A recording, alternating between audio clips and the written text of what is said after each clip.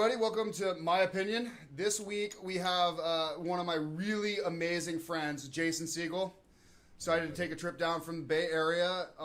We're basically going to be discussing cannabis culture, where it's come from, where it's possibly going, and we will see where we deviate from there. So thanks for hanging out with us. Jay, dude, thanks for coming down, man. Thanks for having me. Yeah, it's rad to have you here. So, as everybody will probably see, I'm about to smoke a little bit of I got a Platinum Blackberry OG Kush blunt here. I'm gonna smoke. What you're grinding up some Girl Scout? Some cookies. Some cookies. Yeah. So we're gonna get right on that. We've got some beers here and stuff. We're having a good time, and so, dude, yeah. So thanks for coming, man. So you've been in an interesting position for the fact that you, along with me, we both grew up in the Bay Area, and we essentially got to watch it go from. Well, I'll tell a short little story to start this out. Sure. If you see if you can agree with me on this, high school, a lot of our plans for say any given Friday night.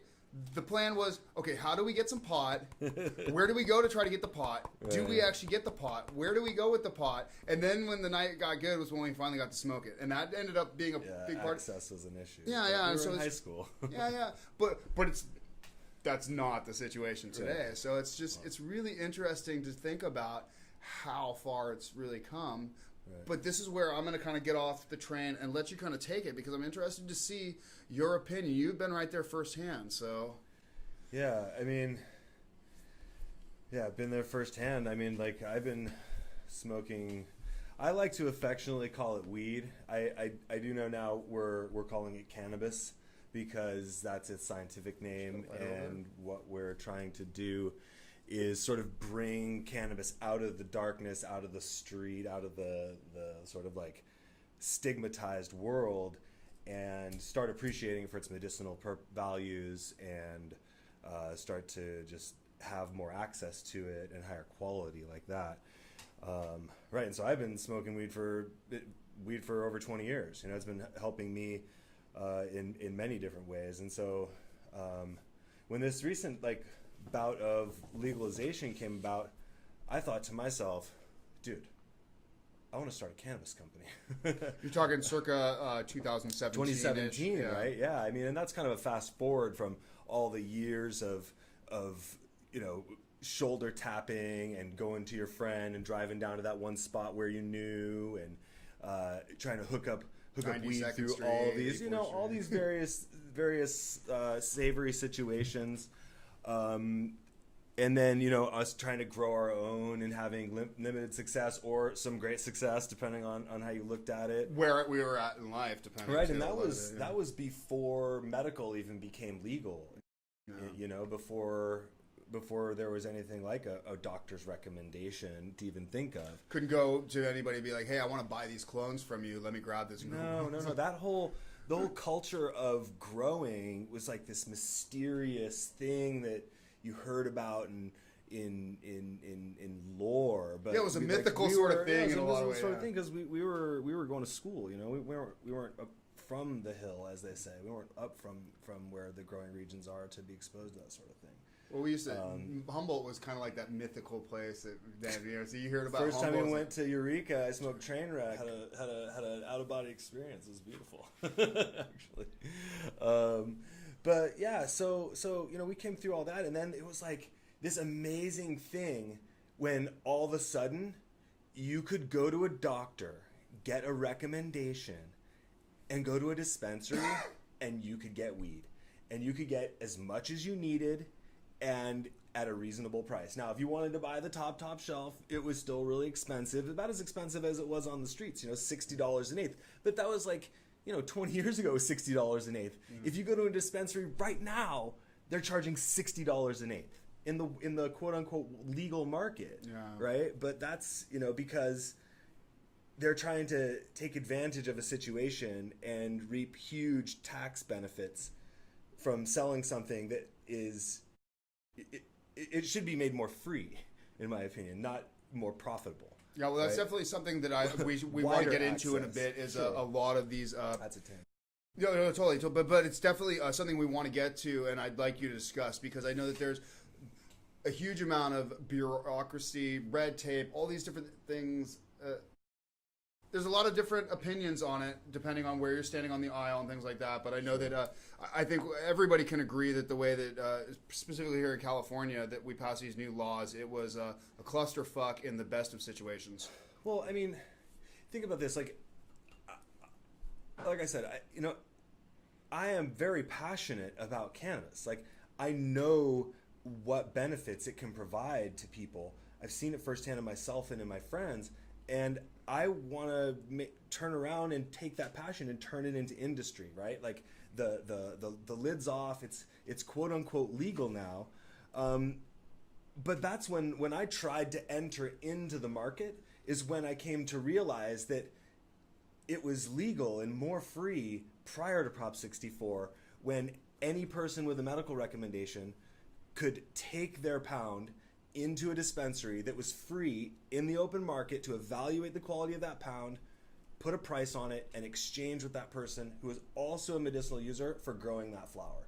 So it was under these auspices that I was like, yo, dude, I'm going to get into this. And then, what a naive maneuver, come to find out, not only can you not sell your pounds directly to dispensaries anymore, but if you want to grow at all, here's a whole list of regulations. And then I started to read the regulations, of course, and then it just became painfully obvious that opening a licensed company in the dawn of legalization was a fantasy.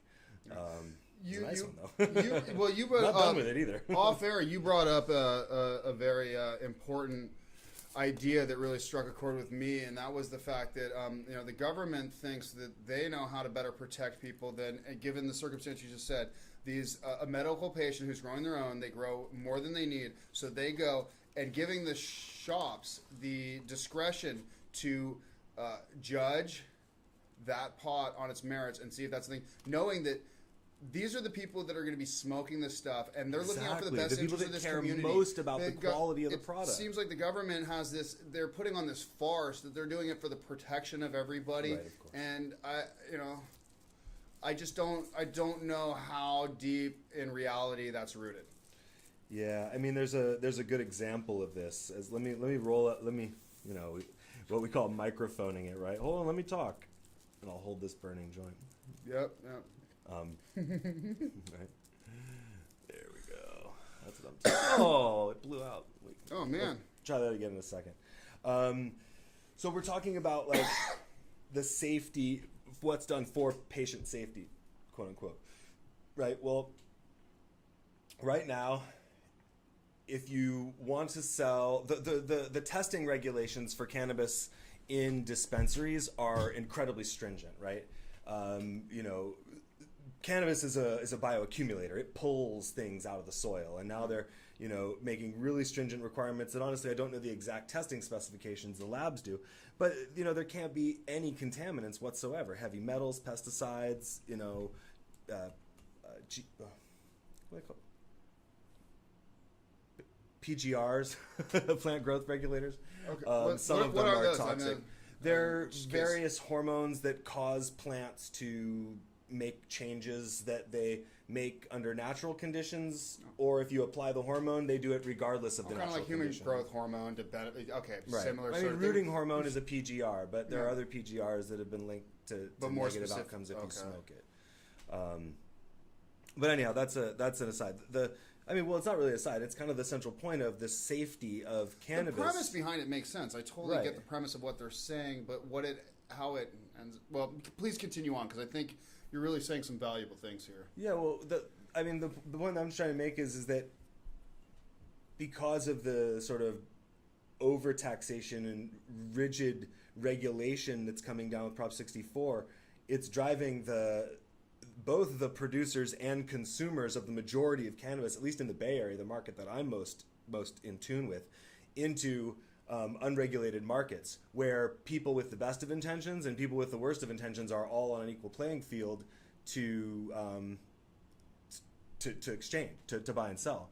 So whereas there's this argument that these regulations are sort of helping people out because they're going to provide safer, cleaner cannabis, as if the last 100 years of people smoking cannabis in the unregulated, untested world has led to a bunch of cannabis-related deaths. I say with sarcasm, right? Because there's no deaths related. I mean, the cannabis is curing cancers. It's helping people with all kinds of seizures. The list goes on and on and on. So I think that the point that you made about attempting to scientifically sterilize cannabis for the purpose of protecting the patient is a total farce. It's for the purpose of generating a hurdle to limit access to the market. I assume along the way that hurdle also clips a little bit of money in the form of taxes that adds on. So at every hurdle they add is probably because there's some huge amount of taxes that are involved, and I assume that's because at each hurdle they need to pay for the hurdle, and so.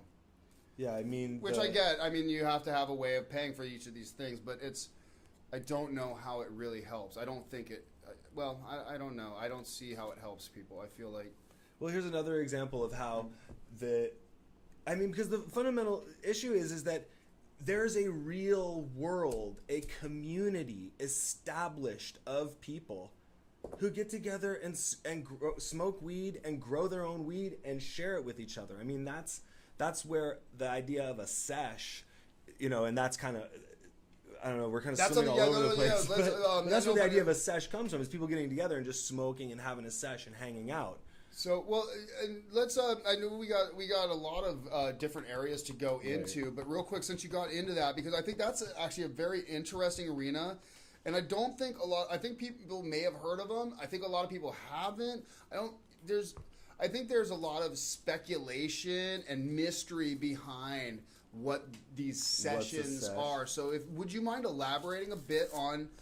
Well, I mean, you remember the story of the origins of 420, right? Some kids over in Mill Valley were talking about meeting at the meeting after school, right? Yeah. To sesh. Yeah. I forget the name. I forget the name of the guy's statue, but it was the guy's name, and then 420 is how they said it. And pretty soon it just became 420, and yeah. So what those kids were doing was getting together to sesh, right? It's like, first of all, who smokes weed all the time? Not everybody. Not everybody can handle it or make use of it medicinally in that way. Some people, that's not medicinal for them. But for some people, like myself, I smoke weed all day, every day. Yeah. So not too many people are like that. So if I find somebody else that I can sit down and enjoy my smoke with and have a sesh, that's a beautiful thing. Is it okay? And that's the origin. Let me just finish this up. That's the origin of a sesh. Sitting down, smoking together, hanging out, sharing techniques on how to medicate, techniques on how to grow, techniques on how to produce hash. Right. Real quick, before we go too far into it, I just want to touch on this. And one of the prime reasons for you smoking all day, though, is, and I hope it's okay to talk, but you had a significant injury when you were part of the Berkeley bike team and stuff like that. So you have... for the management of chronic pain, I take THC all day. Which, and as your friend, I would much prefer that versus, I mean, the opioid epidemic that's happening with us veterans across the board is like... I'm so much happier that you found something that you're not going to... All the problems that come along with that. The myriad of problems that come along with opioid dependencies.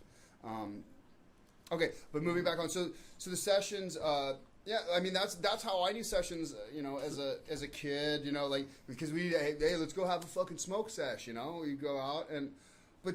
But there still is a fairly extreme difference between just a standard smoke sesh and where these sessions kind of are now and what they become, because I mean it's a response to conditions, right? Well, absolutely, it's a response to conditions, right? So, and this is what the point that I was trying to make about there's a reality, an existing community of people who get together and smoke together, right? There's Prop 215 and the collectivization of... Prop 215 is the bill in California that... 1996's bill that allowed medical marijuana, correct? For medical patients. Right, and so there's precedent for decades now of people growing their own, coming together, sharing. The dispensary model is growing your own, bringing it together, exchanging it for a donation. So people, this is what we've been doing for a long time. And so a sesh, even in the beginning, is just a place for folks to get together and hang out and smoke. And then if you're thinking about that, well, why not have a couple of really nice quality vendors come and hang out and provide some flower or concentrates to folks who are seshing, right?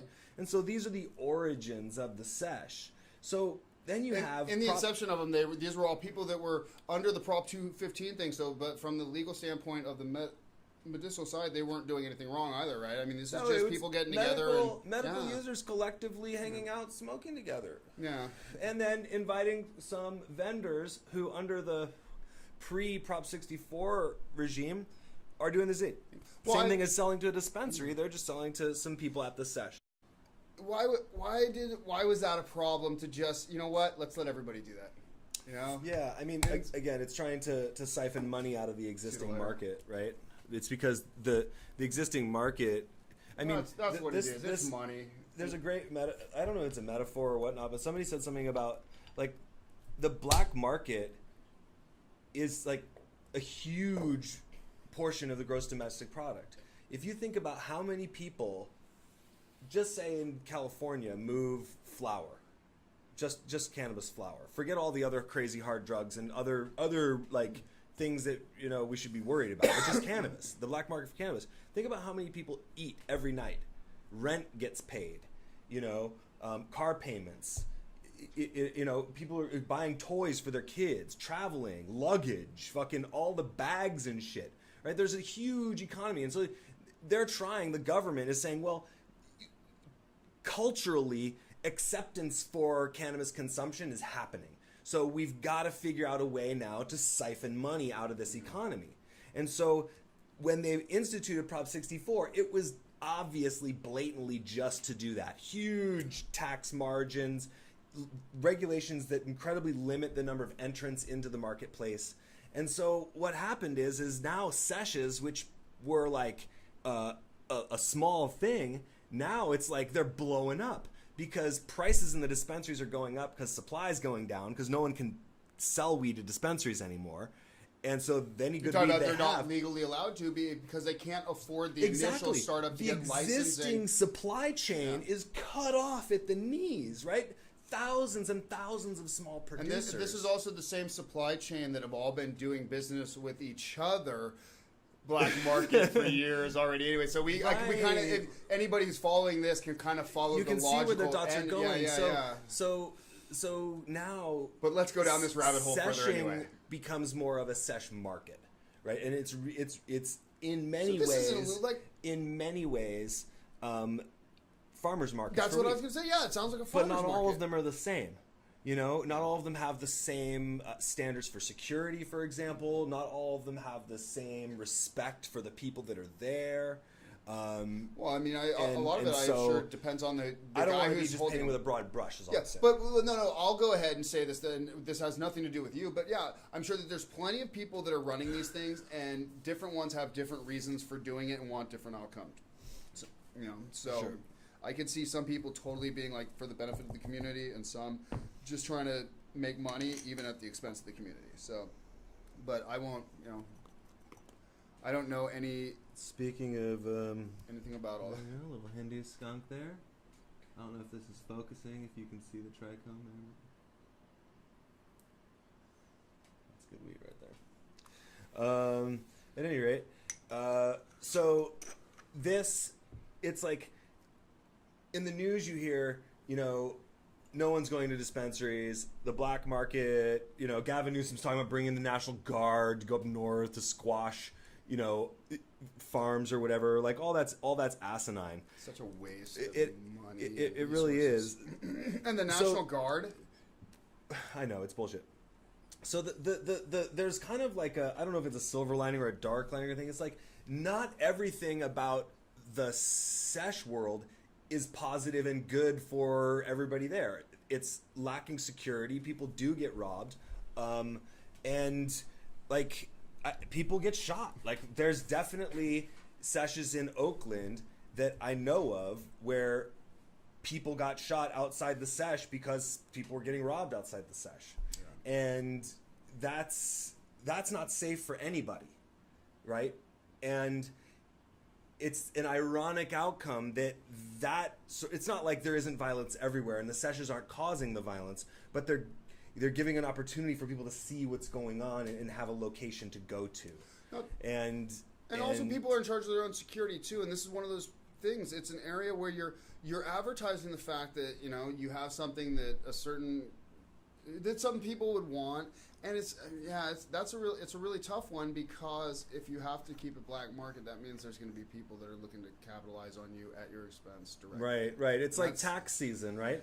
And this is the funny thing, is it's like nobody's exempt. It's not like you go to the session like you're special, so everything's gonna be fine for you. It's just like it's real, right? It's lottery, it's street life, you know. It's not going to the dispensary. And you know? and if this was something that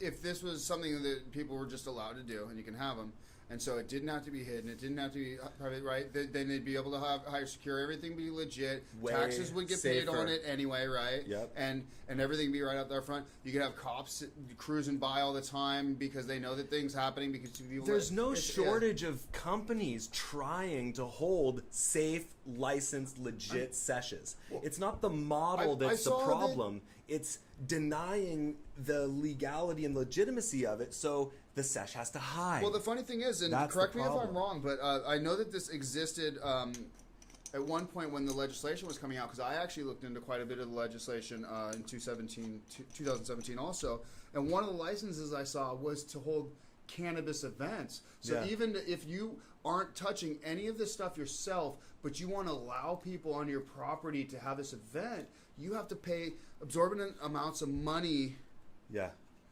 just to do that. And it's like, that blew my mind. It's like, oh my God, because all that's going to be taxed in and of itself, but then you're taxing the people, getting these people together to get more revenue going, and money going into the social economy and the community. It's like it's such a blatant grab for man, it's fine. I lost the point. It is, and it's like we were just making this point about the. Fuck, that's what happens. I got distracted because the cookies wasn't good, so now I'm rolling into it. We'll come back around to it. It had something to do with this, the way that the Prop 64 is just not having its its intended consequences, right? Oh, here it is. Yeah. So, like, there's companies trying to get licensed in Oakland right now, and because the story that I'm trying to tell is the one about companies that are trying to hold legal seshes in Oakland, right? And the problem is that nobody can get a license. There's significant hurdles to licensure at the local level that make trying to establish anything functioning very difficult. Do you know which ones? I know that, I mean, obviously cost is an inhibiting factor in some cases. I know that there's a certain quantity of licenses that are available in total. Do you know what other sort of hurdles there are? Or So there's two hurdles. One, and I'll talk about the availability of licenses versus how you can get a license, because it's kind of tricky. So in order to get a license in Oakland, for every license that's given, there has to be an equity applicant license given. So that if what does that mean? The equity program was meant to sort of right the wrongs of the war on drugs. Like the decades of cops shaking down black folks for weed and throwing them in jail in Oakland, and all the violence and all that shit. The equity program was supposed to be like, we shouldn't have had prohibition almost against like this harmless drug. In some ways, the idea of reparations, in parallel, and they could have gone a lot harder in that if they were really trying to do it right. You know, I'm all for them if they have victims the of equity this, program's not victims. doing it. The equity program's not doing it, and that's actually one of the major problems, right? So they say if you're going to have for every license that's granted, there has to be another license that comes from an equity applicant. An equity applicant is someone who's lived in a certain set of police beats for like 15 out of the last 20 years, something like this, or someone who's been arrested for cannabis, or there's a couple of other requirements, right? But you have to also be a current resident of Oakland and meet these requirements, and then Oakland will give you preference to get a license to enter into the cannabis business. I heard something about that, and I just wanted to add, somebody at some point, it may have been you, but it may have been somebody else, but it mentioned that so people who had actually been prosecuted for cannabis sales before actually have precedence to get a license over people who haven't. Preference. Okay. Correct. Yeah. Okay. Right. Wait, do you have any idea? Because in some forms, I can understand. Okay, it's like, okay, well, here's somebody who obviously knows how to do that business, but at the same time, no, that is the actual rub. Just because you can hustle packs on the street does not mean that you can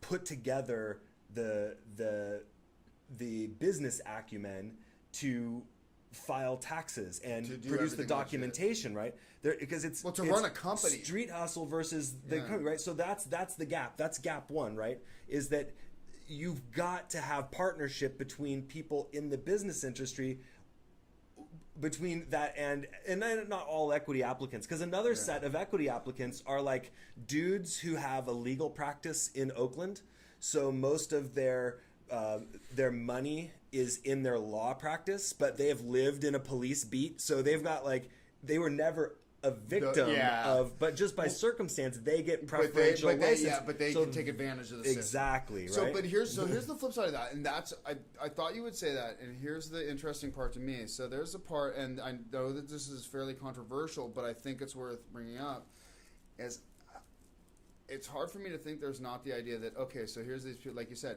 so here's people who did it on the street. It's a drastically different thing to do it as a business, but we're going to give you preference to find a way to come up with the money to pay us, to give yourself the chance to do it, get started, and then if you fail, great, you failed, and then we resell that license to somebody else that's likely to fail too, to let them spend quite a bit of money to get it. Right, it's lipstick on a pig. Because that's what I'm afraid of. I'm not saying it is, but that is a concern that I have. So that's exactly my concern, is that they would do that. Like, and I don't know who they is, so I'm not pointing out any. Yeah, I don't know any specific. I'm actually explicitly not naming any specific names as a part of this discussion, because I just wanted to be based on like my observations and that. Well, we're just talking about what's kind of out there. Yeah. What tends to be common public domain of the situation, and in this case your exact experience talking with a lot of people in the industry. I'm just not naming anyone's name. Yeah. So the thing about this equity situation, right? So there's that one piece. So in order to get a license, so what folks will do is, if you want to get a license, if you are a non-equity applicant, which doesn't mean you haven't suffered from the war on drugs, it just means you don't meet the conditions. You just didn't suffer it within those conditions, right? Or maybe you don't live in Oakland now, you moved out. Oh, so you could have been there for 17 years, but you moved out 3 years. But if you aren't a current resident of Oakland, you can't even apply for a license. Period. Okay. Right? So what applicants will do that are like, we've got money and we're trying to come in and take advantage of this clear collusion between capital and government of Prop 64, right? We're trying to take advantage of that. We've got $5 million. So here's what we're going to do. We're going to sponsor this equity applicant, and we're going to pay this equity applicant $1,000 a month and give them an office space and incubate them and let them do their thing, whatever, blah, blah. And that's going to be how people get behind licensed. the scenes, they're just... So then now, look what's happened to everybody who isn't at the, like, unable, or basically guys like me have no fucking chance, because I don't have the capital to sponsor an equity applicant. I don't meet the requirements of an equity application, and the list of folks who have the money to sponsor an equity applicant is a mile long. Yeah.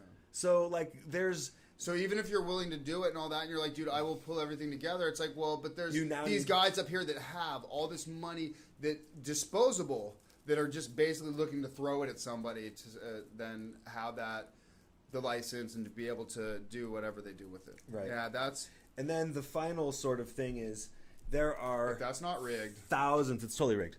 There are thousands and thousands of people who are actually qualified as equity applicants, but can't document that they've lived in the same neighborhood for the last 20 years. Because let's face it, if you're poor and you're moving from house to house, and maybe you're in foster care, and you were a genuine victim of the war on drugs in that neighborhood, but like now they're like, okay, so prove that you lived in that neighborhood the last 20 years. You're like, where's my documentation? You never have the bills in your name because you. Bro, I didn't even graduate high school. What are you talking about? Like documentation and all this shit. So it's like, and then on top of that, people are still getting arrested. Not necessarily in Oakland, because cops are kind of like hands off of everything, and that has its own negative consequences. Not getting arrested for weed crimes in Oakland that I know of, but statewide, folks are getting arrested. It's not legal. Yeah. So I don't know how it's legal and people are getting arrested. Well, let's face it. There's certain things this is America. This is my take on this sort of thing is simply that if you're doing let's just say the guy, hypothetically speaking, he's moving 25 pounds of pot from Northern California to Southern California, and he knows that even if he has a medical, dude knows that it's like, you're not supposed to be doing that. Everybody knows you're not supposed to be doing that if you don't have the license. And so if you get popped, it sucks, but you knew you weren't supposed to be doing it. And, True. So I'm a firm... In my opinion, you knew you shouldn't be doing that, but the law saying that you shouldn't be doing it is unjust to begin with, and it should never be a criminal penalty. Yes, and that is a totally separate argument that can totally be had of its own merit. Yeah. And I think it's two totally separate things. But given the fact, I have a hard time with the fact there's a lot of stupid laws, I believe. But if you know it's a law and you take the chance, I mean, you know me, dude. I've taken a couple risks in my life. I've taken a chance. I don't think there's been a single one that I went into not knowing that, hey, dude, there could be some consequences. Some of them may not be favorable to me. Some of the things, I may not walk away from. And I made the conscious decision. And so I think but at the same time, I totally think you're right, where it's like, fuck, man. It's kind of silly that we're even in the position that the government is having such an effect on this plant. But I know this is a philosophical thing, and there's people with all sorts. I mean, I'm sure there's people just watching this who are like, what the fuck are you guys even talking about? Yeah. But this is a thing. And what we're talking about is something that's been stigmatized and prohibited for 100 years, when, in fact, the medicine and recreational drugs that have been popularized over the last 100 years are poisonous. So what we're dealing with right now are the immediate repercussions of trying to flip that on its head and capitalize on it. But what I'm really concerned with is the long term, in 50, 100 years, man. It would be really great if the norm wasn't getting drunk and acting crazy and, doing insanely risky things. Hold my beer, and people getting angry and beating each other because they're drunk. If the norm became people were smoking some weed and chilling out a little bit. I'm in the frame of mind 100 years from now, the world is not going to look any single thing like it does now. I think there's going to be some people that literally live no plants, virtually, and are basically like the Matrix, where they have something that keeps their body alive, so they can live in a world where they can do anything and do all that. I won't make it. And I mean, I'm talking about people that have the money to basically do that. And I think that the actual real world itself is going to be drastically different. I think there's going to be changes made, and I'm optimistic that most of them will be for the better. Things like we were talking about earlier today, this idea about cars and the internal combustion engine becoming this archaic, obsolete thing. And how cool it's going to be, because every time you see a car that's actually driving with a combustion engine, it's going to be some amazing piece of automotive history, because everything else is not going to be worth driving. And we talked about how the possibility of it even getting like old school movies where all the cars look the same, because it's just an open box where you're getting driven automatically, and you're just living life and doing what you would be doing at home or at work there. It's just a crazy thing. So as a veteran, I have really appreciated having a place to go and other people to sit and talk with. And I've enjoyed like showing up with jars of sauce that come from weed that I've grown and just dabbing every person in the room all night long, because sharing access. It's like folks that are coming in with a lot of money right now, they're not doing it for the love of the weed and sharing the medicine with the people. They're doing it for the money. You know, the government's move is for the money. And so what I'm glad you brought up Weed for Warriors, is because they're not doing shit for the money. They're doing it for the love. For the love. And the one thing that I hope too, and then why I'm all about promoting, why I wanted to bring it up, is because I'm hoping that from everything that you're doing, from the things I'm doing with my music, and anytime I get a chance to talk to veterans out, is just to anytime that we can reach out and let any of them that are dealing with any of these issues, and the ones that are taking medications that they know aren't good for them, but it's the only thing that they feel like is keeping them from going further, or wherever they may go from that, and letting them know there's other people there, there's this organization, there's people getting together, and even if just to get them to come in and check it out, even if they don't smoke any weed, but to come in and talk to the people and give them a chance to meet some of these other people and just know they're not alone. And absolutely. And if they do find out that maybe cannabis is a alternative for what they're doing, even better. Totally. Nobody go to the Sesh that doesn't say that contributes to their motherfucking happiness. You know what I mean? And the fact of the matter is that like the entire market is locked out of the market. What do you want all of us to do? Yeah, so let's just eat shit and go somewhere else. So let's kind of get back into that. Let me if I could. So it's really interesting then that so all these. All the legislation came down. Everything kind of went into place. For the most part, I think most people looking at the way the regulations are set up say, all right, in the best case, it needs a lot of work, some good reform to work out. But the black market is still proliferating. It is still moving. I mean, we can call it the gray market. Really, that's probably a better way, because most of these people want to be. For this economic activity, it goes back to the mid '90s. You know, the mid '90s, it's been perfectly legal and taxes have been paid and everything's been cool. I think you're totally right. I think most of these people who are locked out, as you're putting it, I think would totally be happy to pay their fair share of taxes, whatever that happens to be. Have been. Whatever. I'm not going to argue rates or any of that shit. I'm just saying, but now they're forced to have to, whether it's laundering their money, doing other, who knows? I won't speculate. But I'm sure that there are plenty of these people who would be more than happy to go right back to work. Sure. If they were provided the opportunity and a way to. I have a friend actually who has this theory, and I tend to agree with him. And I don't even know if what I'm about to say is all his theory or what I've added to his theory, but basically, like the whole world smokes weed out of California, right? Like legit. So if that's true, then let's give this 100 years. And then think about how much weed we're going to need to grow legit in California to meet the demand of the world for cannabis. Once it's global legal. The entire Emerald Triangle would fucking end up being converted. Here's the downside. Right? There'd be a lot of deforestation in there because that's prime land. California's not going to. It's the ideation about the complexities of it are kind of the food of thought. I just mean on private land, because people who have his the rights. Thought is it's going to be all hands on deck. Everybody who ever grew weed at all is going to have to come out and get on board, because we're going to need everybody to harvest all this weed. And I'm I don't know if that's true, but it'd be cool. Well, no, the idea of there's only so much land, and it's an interesting idea to bounce around, and Yeah. But definitely, it seems like it could use a lot of work. There's something like.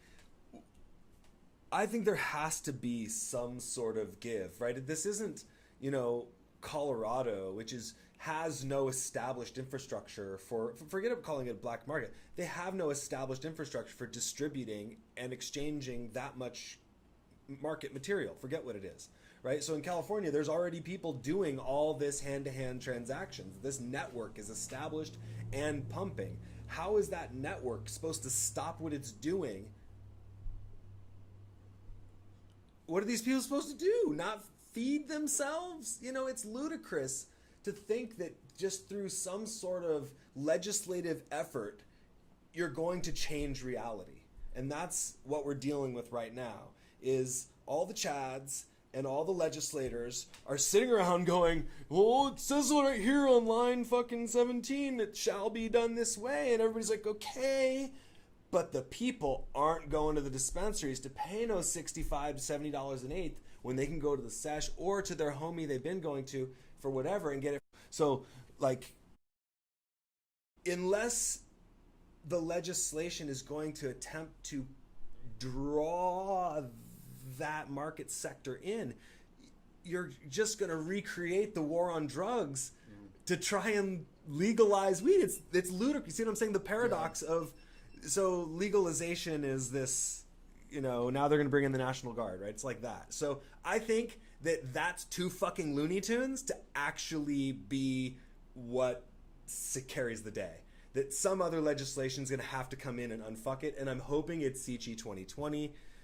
I'm hoping I'm not fucking this up. The California Cannabis and Hemp Initiative. It's going to be on the ballot in 2020, and it was written by if I don't get the pronunciation right, Jack Herrera, the famous strain, the famous cannabis activist. He wrote this legislation, or took part in this legislation. Basically, it completely legalizes cannabis and hemp. No, he's dead. Okay.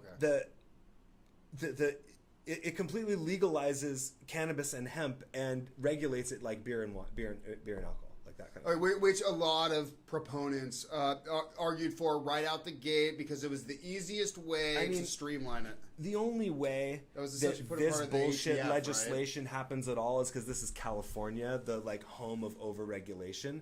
But you can't take a fast-moving, completely unrestricted market and lock it down like that. You've got to, you know, you got to just put fence, you know, looser restrictions and sort of work with what's already existing if you want to sort of guide it somewhere. And right now it's like this, and that's my analysis, big time, like the overall set. And what it means for me is like trying to develop a licensed distribution company right now is like, I don't want to invest money into anything until I see what I'm actually going to have to do. So now it's just like making relationships, learning about the market, trying to develop brands. You're actually leading into what my next question was going to be, is if you were going to you yourself seek some sort of license in this market to try to figure out how to navigate it, what would it be? So, and you're going with it. So please keep going. Well, I mean, I think that the only way to become licensed is to find a locality where you want to operate and start to learn that specific legal process, whether it be Oakland or Richmond or Orange County, wherever, Los Angeles, because the way that the Prop 64 regulations are written is that you first have to pass the local muster. If the locality where you live says nothing, sorry, buddy, you got to move. Like, you can't do that business here, right?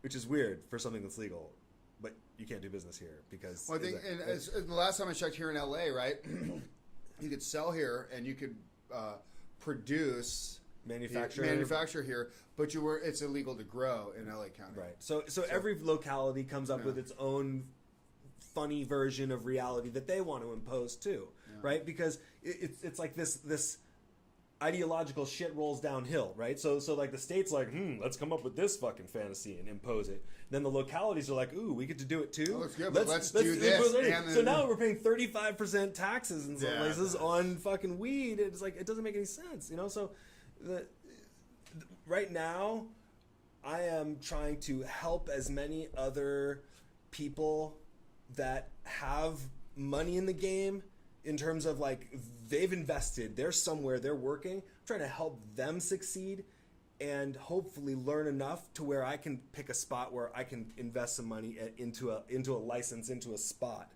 Because right now I'm so far down the list, there's no point in me finding a place and renting a facility and all this stuff for what I'm on a 2-year wait list. Yeah. 2 years of rent before I'm allowed the opportunity to even file for a state license, because you have to have your local license before you can file for your state license.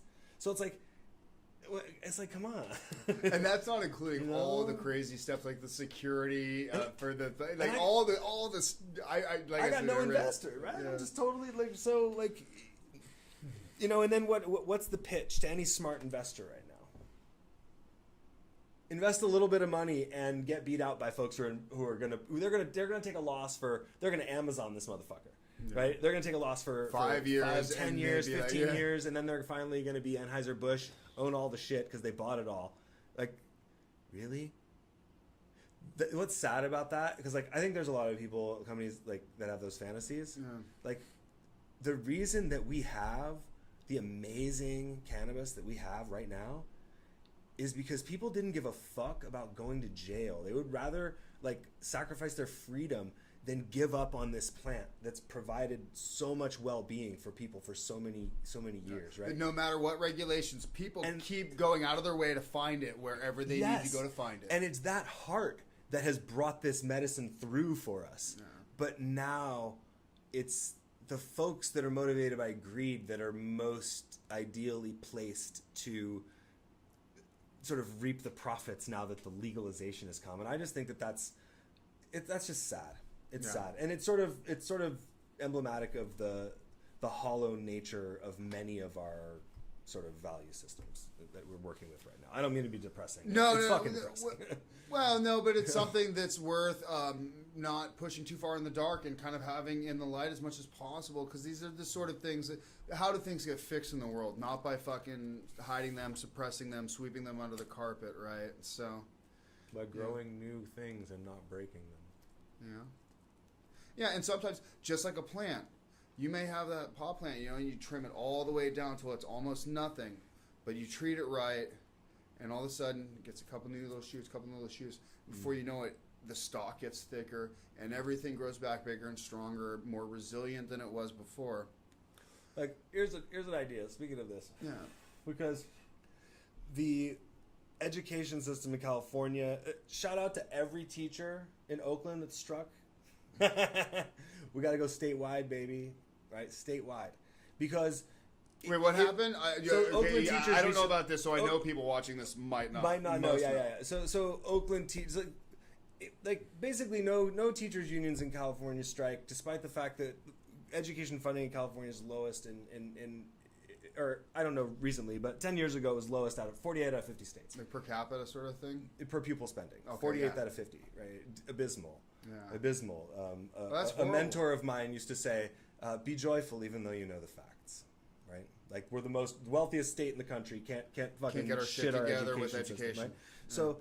Yeah. So, imagine, you can do all this all the time, but imagine if the intent was hold on, let's take this existing thing and just add 5% sales tax to it. Don't fuck with it at all, and take all that money and put it into education. Right? No greed. No business fuckers are allowed to come in and, Charles Schwab it to death. Dude, even if check it out. Let's take your idea. I'm going to take it one step further. Take the 5%, 2% to the state fund, 3% to education. Sure. State fund gets spread out. There's 2%. Think about 2% of how much money. Holy shit. And like you were talking about, every goddamn motherfucker would start coming out, because especially, God forbid they open it up, found a way to do interstate commerce to other states that are in need here. Dude, those states could charge on their end too, and bam, dude. I mean, it's just a real travesty, because you begin to see this is how things get done. Here's the reason why I don't want to think about it, because I think about that thing and I take the sigh of relief, and then I realize that's not going to happen. No, and so it's funny, because I get this pseudo euphoric moment thinking about it. Yeah. See, now if I could dwell in that happy place somehow, That would be awesome. But we it would have also to be continue on with the delusional. podcast. Yeah. And I can't. Yeah. But the idea is good. I like it. Thank you for painting that picture for me. That was a beautiful picture. I like that. I hope anybody else watching this What I this try to got imagine that is for a minute. what cultural changes would accompany political will of that nature, right? Because you can't change one without changing two, right? It's like you have to have a certain culture of denial in order for slavery to be this widespread practice, right? Telling yourselves fantasies about superiority of race when you know damn well that's a being, right? A human being, right? So we have the power to deceive ourselves, right? So that's what we're doing right now, in my opinion. We're just like erecting this thing. It's going to be this way, which is not the way it is. And like, okay, so right, what cultural changes would accompany a different sort of outcome politically? And could you do anything to achieve that? What lever would you fucking pull on? Or it would be this, what, you'd pull on this? Is that the Hindu? Oh, yeah. You know what? Let me take a hit of that. It's great. Let's check it out, dude. It's great. I flushed it for 2 weeks. For those of you out there who don't know what flushing is, that would be when you are growing indoor principally, and you stop feeding any salt-based nutrient to the plant. And in my instance, I just feed them molasses and water so that the molasses will feed the microbes in the soil, but then the water sort of leaches any unused salts out of the plant, and you get a very clean smoke at the end. And all the motherfuckers who've been growing dank in their basements right now, not right now, but in the past, they know that shit too. And so do all the big fucking cannabis businesses that are coming out now, you know, and they're using Grodan, and they're growing their big, you know, salt cubes. And Well, as you know, I can't mention any names right now. It's still in an interesting spot. We'll see, but you know, I'll just call them the Davids. But it'll be interesting to see if they can get off the ground and you know, with their whole license business and come in and talk about it. 'Cause it'd be interesting to see somebody who's, you know, essentially a corporation. Making it happen if that ends up being what it is. So I hope if you guys end up seeing this, it'd be great to have you guys on to talk about your guys' whole journey, because if you guys end up here, I know you guys made it. Put microphone in there. Yeah, I'm microphone. But it'd be great to have them come and give a view into that world, because that's got to be a totally my different understanding is that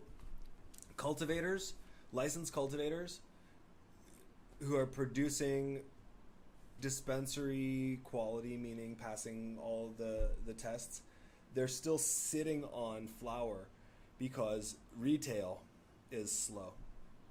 And there's not enough demands, and there's not enough retailers. There's not enough operating delivery services because of the inability to obtain licenses to operate. To even do it. Yeah, so it's, fucking. They don't have enough people to move it. People out there hustling, right? There's not enough people out there making the sale, the end user transaction. Dispensaries are and first of all, let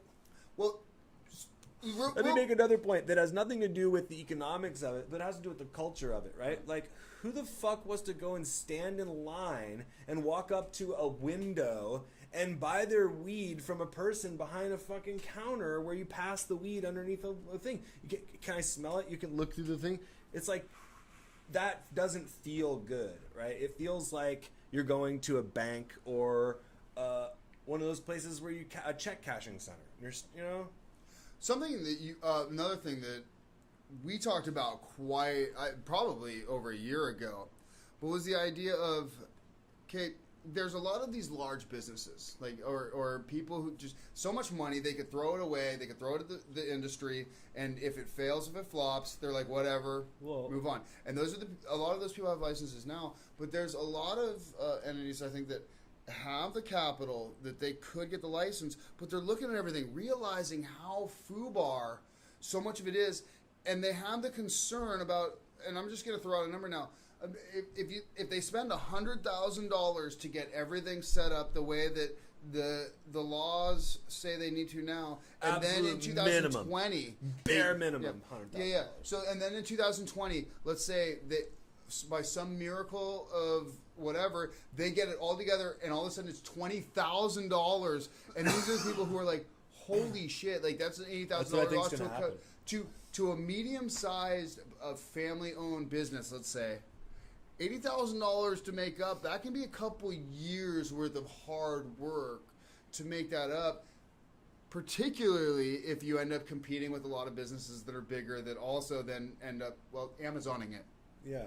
Well, so I guess, because we talked about the licensure and a lot of stuff with that. I guess one thing I would ask that people would most likely want to hear a bit about is, and I don't know how much you could talk about, but I'm sure since you've been around and seen a lot of these sessions and things going around, you've had, your ear on the ground at times, so to speak. Times I'm not an organizer, but I'm there. But, dude, what kind of crazy shit have you seen with this? Because I assume, because of the fact that... crazy shit. Well, I assume there has to be some interesting stories with the sessions because it's forced to be kind of underground and unregulated the way it is. Yeah. You got to have just some jive turkeys that come through there. Yeah. There's occasional jive turkeys, but mostly it's like the same folks coming together at every opportunity possible to try and make a little bit of money. Right, that's what I've really seen, and that's from the vendor side, and then from the patient side, it's folks coming through to get their fucking weed. I just remembered a story.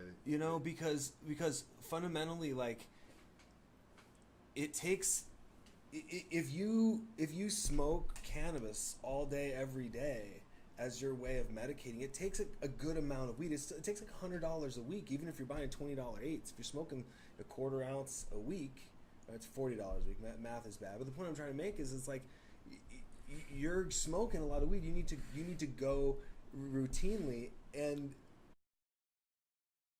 there's a community there.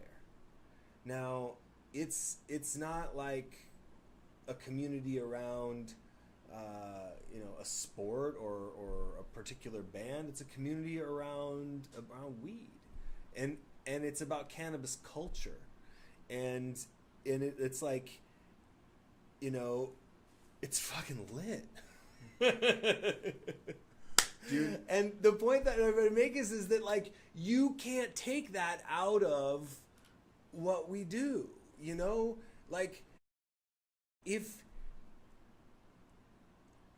people coming together is what, Chip Moore, CEO of 420 Blackbirds, said this. He said, the Sesh are the salons of our times, where the people who are forward thinking are coming together.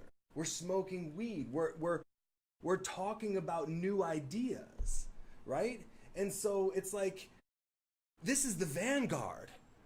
We're holding it down while the fucking corporate chads come in and, in my opinion, waste a lot of money battling for access to a market that's not ready to step up to that teat. You know what I'm saying? Yeah. So it's like... Well, there's no demand for what they're essentially trying to push, right? Because people are providing what they want locally for them, so where they don't need to go to these corporate entities that are pushing it. Right. And which I think is beautiful. It is beautiful, and some folks also are preying on that because there's a lot of cash changing hands, and it's like, well, it's a big part of it, right? Is there's so a majority of it is handled. So if you just straight up cash, and that's because of banking regulations, right? You can't use debit cards and all this other shit. So it's like, give it some time, right? Right now, what's this thing? They have something like Cash App. Does that work? Cash App works. There's all sorts of different ways to send I haven't looked money into it, but between a lot of different people have talked about that. I've heard about this thing, Cash App, because musicians use it too. So, but I should look into it. Right. It's like Venmo or Apple Pay. Yeah, I use Venmo for my. I guess I don't use Venmo, so I don't know. But I'm not super tech savvy. Well, Dude, so you reminded me though, speaking of when you were talking about being lit and shit. So I remember the first time I went to the session with you up there, and we're hanging out, and there was a group of kids, and if I'm not mistaken, I'm sorry if I get the story wrong, but it's still a great story regardless. I think they were from Colorado though, and they, and they had just legalized and stuff, and they came up, and there's the table there, and there's some dabs and stuff, and I remember these kids talking to the guy selling, and he's like, he had that little, what do they call the little thing that you use, the rubber piece for the dabs, like if you don't want to touch it yourself. The condom? Yeah, dude. Yeah. And I remember, because I'm looking, I'm like, what the fuck is this kid have there? And he's like, oh, this is so I don't have to put my lips on everybody else. But I remember he was talking to the dude selling, and the guy's explaining, this is some really good stuff, blah, blah, blah. Like, and this is, I remember it was some premium stuff. The kid's like, oh, I'm from Colorado, all that. And so I remember he takes this big hit, and then fucking his eyes go bright red, and he fucking kind of gets whiter and whiter and whiter, and he's there with his buddies and shit, and he does this thing, and he goes back, and then I forget exactly what happened, but between that and then the time that him and all of his friends were in the middle of this session on these tables, and he was sitting there, and you could tell this kid had probably never been that fucking stoned in his whole life. Didn't know his asshole from his elbow, and didn't want to move. I remember he was there for like 2 hours or some shit like that. His friends were going doing other stuff, and it was great because I remember he's just talking about like just. That poor fucking kid. Yeah, that's. I mean, in terms of like crazy things that happen at the sesh, like occasionally people try to steal things, and so there's that. Occasionally people are more heavily medicated. Yeah, petty theft. I mean, there's tables with samples nobody's out, looking. right? Let me just try to grab. Yeah, okay. There's. There's people oftentimes because concentrates, like dabbing concentrates, that level of consumptions are fairly new, not widely known, and like for the record, like most of the people senior to me, my parents and their generation, even the flower that we're smoking right now is light years more potent. And so they smoke a little bit, and they're like, wow, that blows my mind. And I'm like, well... My dad doesn't like most of my pot, as you know. He's like, yeah, it's too strong for me and all that. So to concentrate that and then vaporize that oil is an even greater dose of THC that it's not dangerous, but if you don't know what's happening, it's very overwhelming. It can drop your blood pressure. And I've seen some older folks fall out.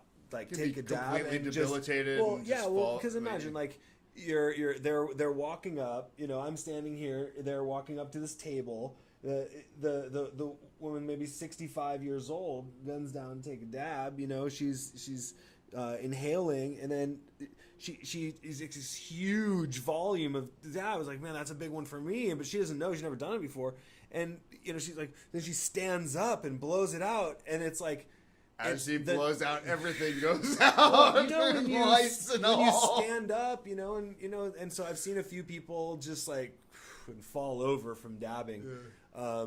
But what ends up happening, because we're talking about a community of people medicating, is that we end up talking about what happened, and like.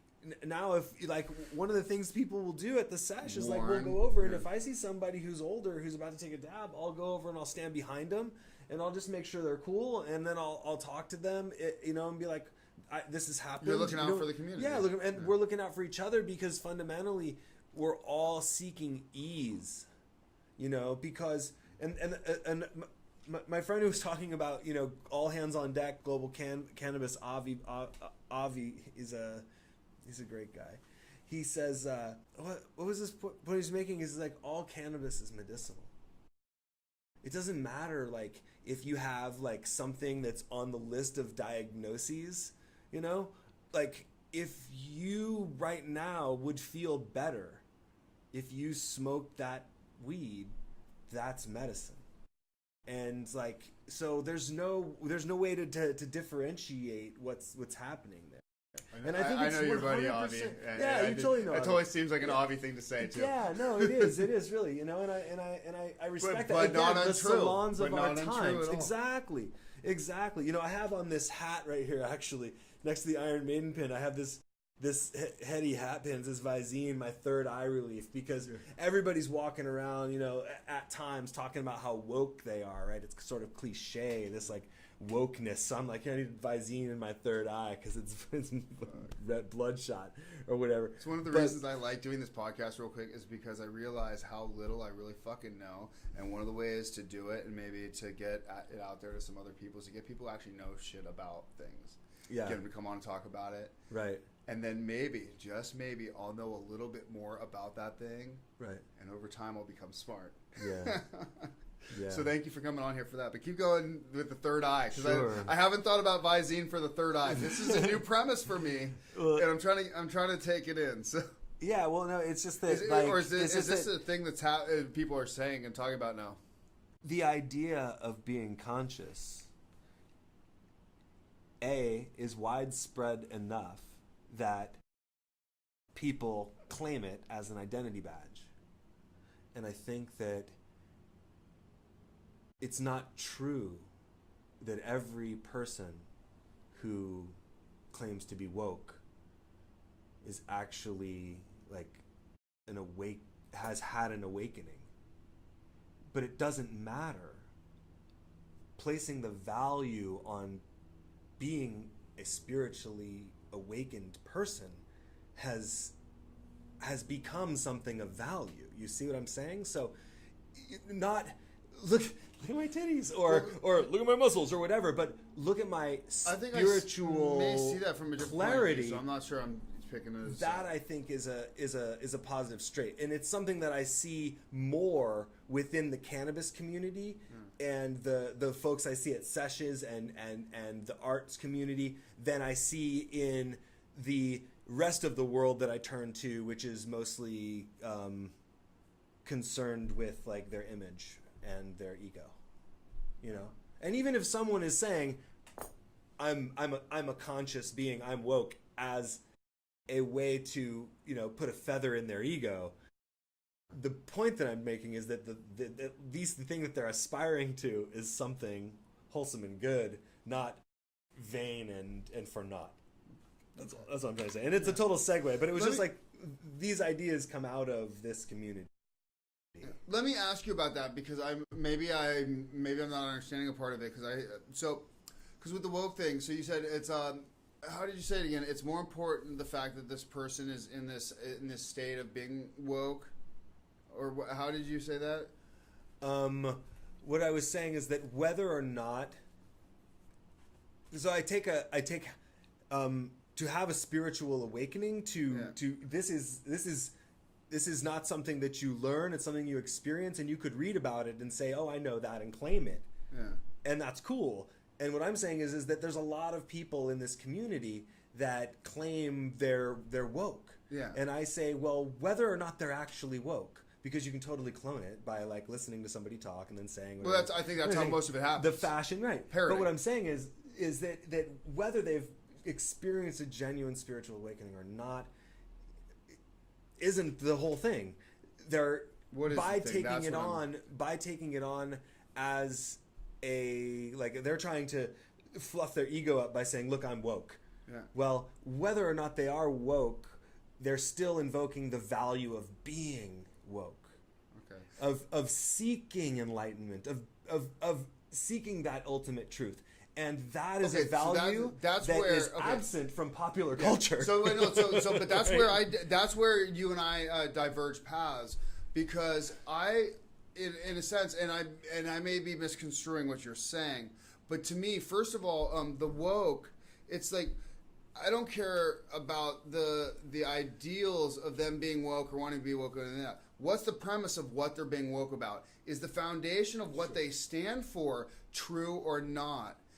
In an empirical sense, and a lot of what's happening in the world now, factually versus morally, and ideally we're looking for the realm of both.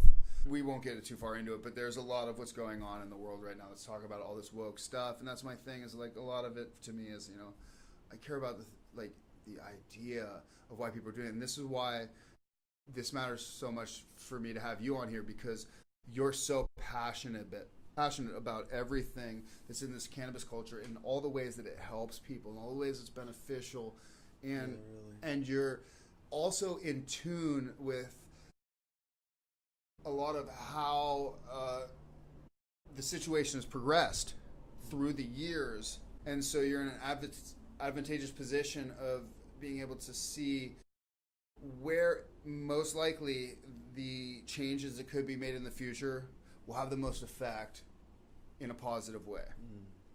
You know, and so it's one of the reasons that I'm just happy to have you come down here, because you can talk about this from an, for lack of a better way of putting it, an educated position, because you're experienced in it, both through living through it and being in the area where all this is happening. I mean, and anybody up there who doesn't know about this stuff really isn't paying attention to local news, because this has been happening since 1996. Well, before 1996, but with the Prop 215 passing, I mean, that was just the beginning of this crazy change. Even before then, this,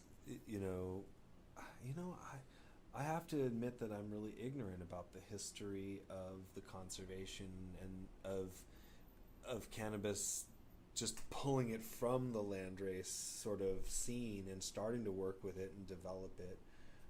I don't really know who the OGs of the OG are, and that's part of the result of prohibition. Like, we may never know all these people. A lot of information to which that we owe right?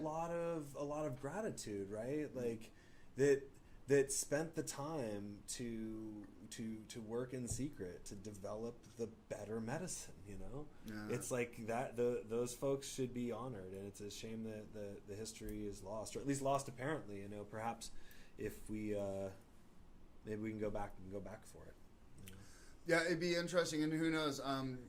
With time, it's amazing how many things that we thought are lost, and somehow the information has come out somehow. So, it's right. I think it's a matter of time till something comes out and tells us a little bit more that may lead to it. And really, right now, it seems like the future is really a thing we should be looking at, because there's just so much that can either go so right or so wrong. Yeah.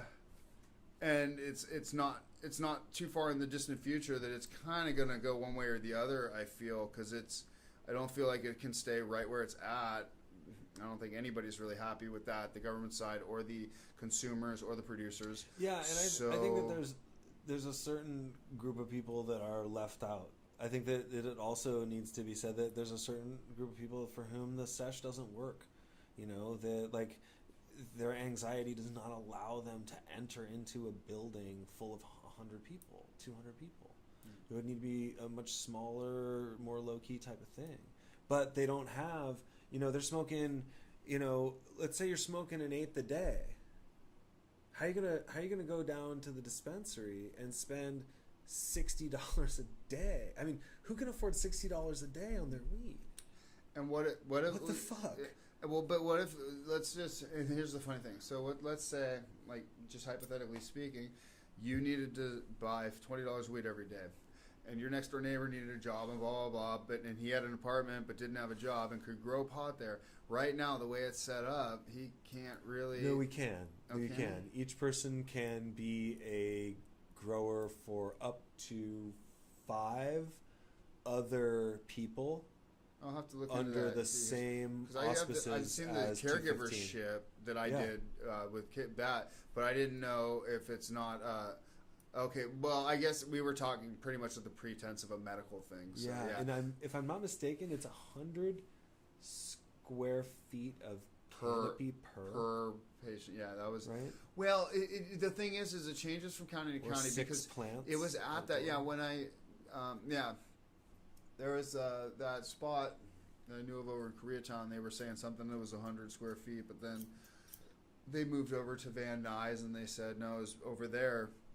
It was sick, and that's not even, that's all both LA County, so that's local jurisdictions changed. So I really don't know, and that was a couple years ago. That was before the 2018 bill passed. So You mean Prop 64? yeah, the prop. Sorry, That's cool. It was 2017, I think. was it? Oh yeah. Yeah, because that. Well, I thought it passed 2017, but went into effect January 1st, 2018.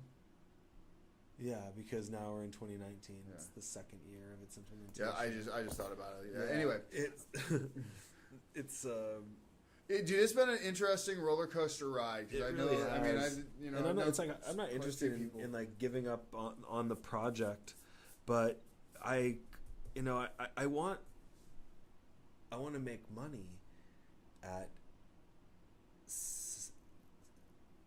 selling weed. I want to bring good, high quality cannabis to people so that they can medicate pleasantly, enjoy what they're smoking, get the effect they're looking for, And so it's like, well, that's just not that easy, And it's like, well, if I had millions of dollars and a big runway budget, like, it might be a good idea to start, building the actual company with employees that would be necessary to operate. But I feel like that might be wasted money if the regulations change. That's the point I was bringing up. That a lot of that, from what I can think tell, it's better to network. a lot of this and middle, watch and wait. the people with a little bit of capital are at, because they don't want to spend their nest egg and then turn around be run out of business by people that had significantly less, but the cost of licensing drop. There's just so much that can change, and it's really going to be interesting. The cool thing is it probably won't be too long before I can have you come back and talk more about what's happening, because it seems like things are changing fairly quickly. I want to come back and talk about it when I have a license and a website to direct you to, instead of my Gmail made up with my company name. Well, I know that you have some different some people around that you talk to and all that. Is there any of these any companies, anything that's happening up there that you see as part of the future of the cannabis industry that people should be looking towards, or that they may want to check out? Yeah, I mean, I think that as far as like caretakers of the cannabis community, you want to be looking at Cloud Sesh. You want to be looking at Weed for Warriors. You want to be looking at the folks at 420 Blackbirds. I think that they're the sort of cornerstone of a really, really broad section of the Oakland and surrounding population, really representing the sort of the nexus of that cannabis community. At least from my perspective, being only one member of a really broad and diverse community. Those are folks I could give a shout out to and say, yeah, go take a look at what they're doing. So, and as far as if anybody wants to reach out to you, see what you're doing, absolutely, on any capacity, Thank you. What would you recommend? What's the best way to get a hold of you, both for any work-related sort of thing, or if people just have questions about anything we talked about here? I mean, I think that if you want to get a hold of me for business purposes, you can contact me at my email address, Medeluxe420. Medeluxe 420. Medeluxe 420, yeah. I realized that we got into this whole conversation, and I never mentioned the brand that I've been developing. Why don't we take it's brand Medeluxe. That's the only thing. It's the name, and so that's what we do at the end of this right. anyway, dude. The last thing I do is the plug. Well, so, dude, you plug it. I've shared some of the the hash that I've made and the flower that I've grown with other folks, but like I'm not conducting business under this brand. It's more of like a personal brand where you know, I'm just hoping that someday I can take it licensed and So it's kind of like what you said. It's a brand. It's a brand. So anyhow, Medeluxe, MDLX or MEDELUXE, Deluxe Meds. So it's Medeluxe, one word. Yeah, yeah. MEDELUXE. Correct. This is like Spaceballs, dude. It's already happened as it's happening, and here we go, dude. So you're just watching yourself make it happen. Right. Yeah. When did it happen? Just now. It did. Beautiful. I don't know. Did I say everything I was supposed to say? I mean, yeah. Is there anything else I want to say? Yeah. If you enjoyed this podcast,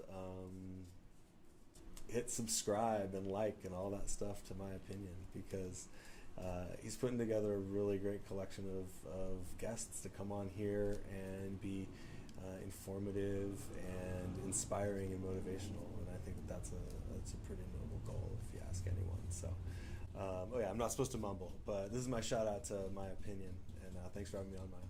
yeah, man. Well, thank you so much for saying that. And so, guys, as you've seen, I mean, it's very interesting set of circumstances that are going on with this. The cannabis culture is very alive, and there's a lot of things happening. So stay tuned. I hope to have a follow-up. Yeah, it's... I hope my Puffco is charged up, because this Roots 101... Oh, shout out to the homies Roots 101, because this Queen of the Hill sauce is fucking fuego. I think it's pretty good, too. But that's just my opinion.